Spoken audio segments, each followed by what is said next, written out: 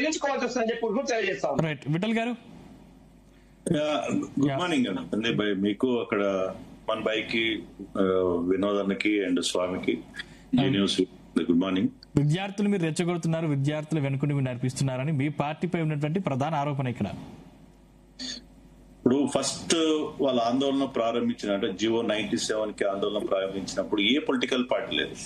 అంటే నిజంగా ఫ్యాక్ట్ చెప్పాలంటే పొలిటికల్ పార్టీస్ కి అర్థం కాలేదు, అటు బీఆర్ఎస్ గాని కాంగ్రెస్ గాని. ముందు విద్యార్థులే రోడ్డు మీదకి వచ్చేసి వారం 10 రోజులు చేసిన తర్వాత ఇది ఇష్యూ ఉంది, పాలిటెక్నిక్ విద్యార్థి ఇంత సీరియస్ ఎందుకు కొట్లాడుతున్నారని అర్థం చేసుకున్న తర్వాత వాళ్ళకి నైతిక మద్దతు ఇవ్వడానికి ప్రతిపక్ష పార్టీలు అటు బీఆర్ఎస్ కావచ్చు భారతీయ జనతా పార్టీ కావచ్చు మద్దతు ఇస్తా ఉంది.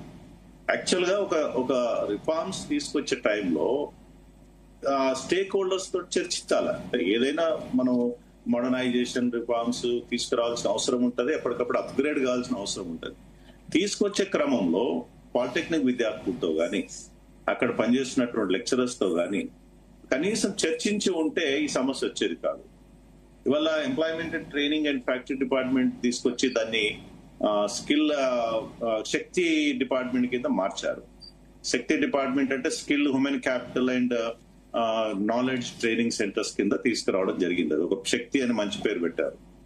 కానీ దానికి ముందు డిస్కస్ చేయాలి. జియో 97 లో ఉన్నటువంటి ప్రధానమైనటువంటి విద్యార్థుల ఆక్షేపణ ఏంటంటే స్వామి చెప్పినట్టుగా అక్కడ పీపీపీ మోడల్లో ఈ భవిష్యత్తులో ఈ ఇన్స్టిట్యూషన్స్ నడుస్తాయని చెప్పడం, లాటరల్ ఎంట్రీ పైన అంటే ముఖ్యంగా పాలిటెక్నిక్ గా చదువుకున్నటువంటి విద్యార్థులకు వాళ్ళకి engineering college direct second year లో ఎంట్రీ ఉంటుంది, లాటరల్ ఎంట్రీలో పైన క్లారిటీ లేదు.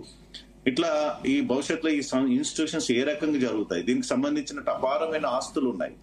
అంటే ముఖ్యంగా పాలిటెక్నిక్ కాలేజీకి కానీ ఐటీఐలకు కానీ రాష్ట్రంలో దాదాపు 350 చిల్లర పాలిటెక్నిక్ ఇంజనీర్ ఐటీఐ కాలేజీలు ఉన్నాయి.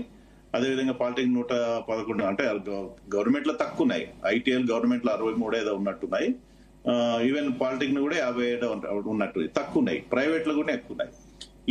ఈ సంస్థలకు అన్నిటి కూడా పెద్ద ఎత్తున భూములు ఉన్నాయి, ఆస్తులు ఉన్నాయి. ఇవన్నిటిని తీసుకెళ్లి స్కిల్ యూనివర్సిటీ కింద అంటే యంగ్ ఇండియా స్కిల్ యూనివర్సిటీని పెట్టి దాని కింద అఫిలియేషన్ తీసుకొచ్చే ప్రయత్నం చేస్తున్నారు.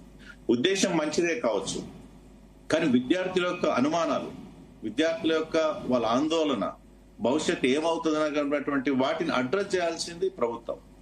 నిజానికి ఇవాళ మనం చెప్పుకోవాలన్నా చాలా మంది నుమాన్ భాయ్ కూడా చెప్పాలి, ఇప్పుడు ఇంజనీరింగ్ కాలేజీలో 11% మాత్రమే స్కిల్ ఉంది. ఓన్లీ 11%. ఇంజనీరింగ్ కాలేజీలు అంటేనే స్కిల్ నేర్పాల్సిన యూనివర్సిటీలు. జేఎన్టీయూ కింద కానీ ఉస్మానియా కింద ఇంజనీరింగ్ కాలేజీలు అంటేనే టెక్నికల్ కాలేజీలు. ఆ టెక్నికల్ కాలేజీలో టెక్నికల్ నాలెడ్జ్ ఉన్న వాళ్ళు విద్యార్థులు ఓన్లీ 11% యాజ్ పర్ స్టడీ. 90% దాదాపు 90% మంది ఏ డిగ్రీ తీసుకుంటున్నారు తప్ప దేనికి పనికి లేని వాతావరణం ఉంది. అంతో ఇంతో స్కిల్ ఉంది అంటే ఇవాళ ఐటీఐలో చదువుకున్నటువంటి విద్యార్థులకు కానీ పాలిటెక్నిక్ లో చదువుకున్నటువంటి విద్యార్థులకు కానీ ఇప్పుడున్నట్టుగా అక్కడ ఉన్నటువంటి ప్రాక్టికల్స్ కానీ సిస్టమ్ కానీ లేదా ఇండస్ట్రియల్ అప్లికేషన్ కానీ ఇండస్ట్రియల్ అప్గ్రేడ్ కానీ వాళ్ళ ట్రైనింగ్ సెంటర్స్ కానీ ఇప్పటికీ కొంత బెటర్ ఉంది కంపేర్డ్ టు ఇంజనీరింగ్ కాలేజ్. ఇవాళ భవిష్యత్తులో ఈ పాలిటెక్నిక్ కాలేజీలు ఇప్పుడున్న ఇంజనీరింగ్ కాలేజ్ కింద మారుతాయా, స్కిల్ పోయి కాస్త స్కిల్లెస్ అవుతాయా అనేది విద్యార్థుల భయాందోళనలు ఉన్నాయి.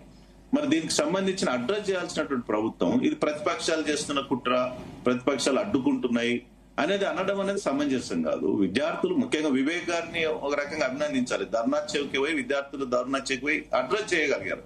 కానీ రాతపూర్వకంగా ఇవ్వాలి కదా, జీవో అమెండ్మెంట్ చేయాలి కదా. ఓవరాల్ గా చెప్పి వచ్చారు వాళ్ళు. మీరు జీవో 97 అమెండ్మెంట్ చేస్తూ విద్యార్థుల యొక్క వాళ్ళ యొక్క ఆక్షేపణ వాళ్ళ యొక్క డిమాండ్ ని పరిగణనకు తీసుకొని మాడిఫైడ్ జీవో ఇవ్వచ్చు కదా. వాళ్ళ ఆందోళన పీపీపీ మోడల్ ఉండదని చెప్పొచ్చు కదా. లాటరల్ అంటే మీకు ఇబ్బంది లేదని చెప్పొచ్చు కదా. మీకు ఇంకా ఫండ్స్ పెంచుతాం, మీకు ఇంకా స్ట్రెంగ్ చేస్తాం, అప్గ్రేడ్ చేస్తాం, ఇంకా అడ్వాన్స్డ్ ట్రైనింగ్ సెంటర్స్ కింద తీసుకొస్తాం. గవర్నమెంట్ ఆఫ్ ఇండియా ఇన్స్టిట్యూషన్ చాలా సపోర్ట్ చేస్తుంది టెక్నికల్ ఎడ్యుకేషన్ కి. సో ఇవన్నీ చెప్పాల్సినటువంటి ప్రభుత్వం వాటిని పరిష్కరించకుండా ఇదేదో ప్రతిపక్షాల ఆందోళన అంటే ప్రతిపక్షాలకు అర్థం కావడానికే 10 రోజులు పట్టింది. వాళ్ళు ఉద్యమంలో ఉన్నారు, విద్యార్థులు ఉద్యమంలో ఉన్నారు ఫస్ట్.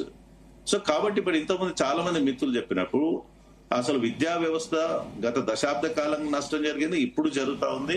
మనం పెట్టే విద్యా వ్యవస్థ మీద మొత్తం బడ్జెట్ లో 5 to 6% మించదు. గతంలో 4%, ఇప్పుడు 5-6% మించలేదు.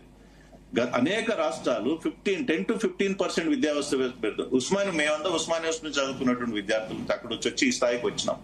ఈ రోజు కూడా ఉస్మానియా రెగ్యులర్ రిక్రూట్మెంట్ లేదు, ప్రొఫెసర్స్ లేరు.